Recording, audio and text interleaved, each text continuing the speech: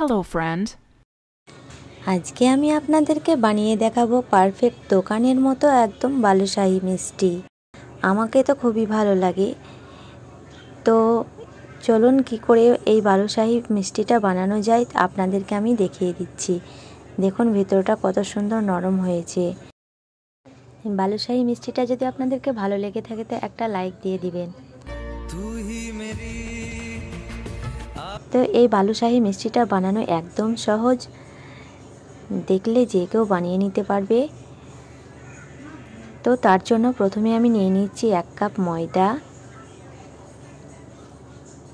আপনারা ময়দাটা কম বেশি করে নিতেও পারেন। এবার এর মধ্যে আমি দিয়ে দিচ্ছি বেকিং সোডা। এখানে বেকিং পাউডার দেওয়া যাবে না, এখানে আমি বেকিং সোডা দিয়ে দিচ্ছি।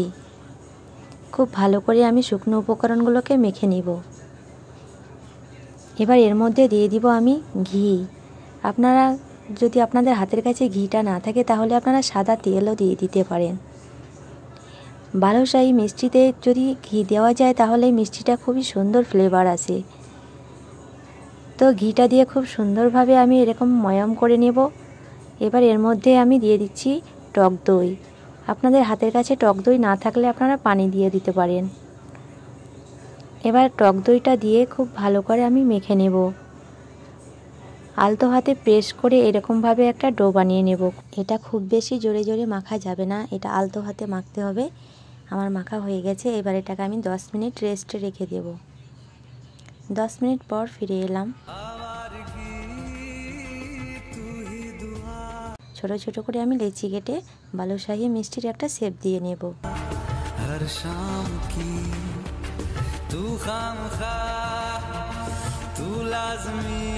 খুব বেশি চাপ দেওয়া যাবে না, এরকমভাবে হালকা করে গোল গোল করে নিয়ে আমি দেখুন মিষ্টির শেপটা কেমন করে দিচ্ছি।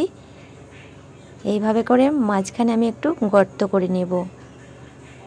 দেখুন আমার হয়ে গেল মিষ্টির শেপটা দেওয়া। এইভাবে করে আমি সবগুলো বানিয়ে নেব।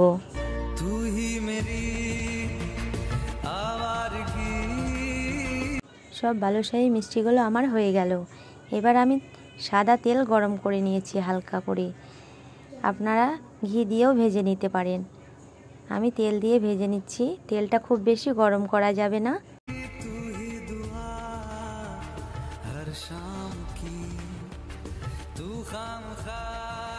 খুব বেশি নাড়াচাড়া করা যাবে না। এইভাবে করে আমি হালকা গোল্ডেন ব্রাউন করে ভেজে নিচ্ছি। দেখুন আমার ভাজা হয়ে গেল। এবার আমি সেরা বানিয়ে নিয়েছি। 1 কাপ পানি 1 কাপ চিনি দিয়ে আমি সেরা তৈরি করে নিয়েছি। এবার সেরার মধ্যে আমি 5 মিনিট উল্টে পাল্টে ডুবিয়ে রেখে দেব। এবার আমি মাওয়া নিয়েছি এখানে। মাওয়া দিয়ে এবার আমি মিষ্টিটাকে গড়িয়ে নেব। আপনাদের হাতের কাছে মাওয়া না থাকলে আপনারা ঘরেও তৈরি করে নিতে পারেন। গুঁড়ো দুধ দিয়ে মাওয়া তৈরি করা খুব সহজ। দেখুন কত সুন্দর লাগছে মিষ্টিটা। এইভাবে করে আমি সব মিষ্টিগুলোই তৈরি করে নেব। দেখুন হয়ে গেল আমার পারফেক্ট দোকানের মতো মিষ্টি, বালুশাহী মিষ্টি। এইভাবে করে আপনারা বাড়িতে একবার হলেও ট্রাই করে দেখবেন। দেখুন কত সুন্দর হয়ে গেছে। এবার আমি আপনাদেরকে একটা ভেঙে দেখাচ্ছি।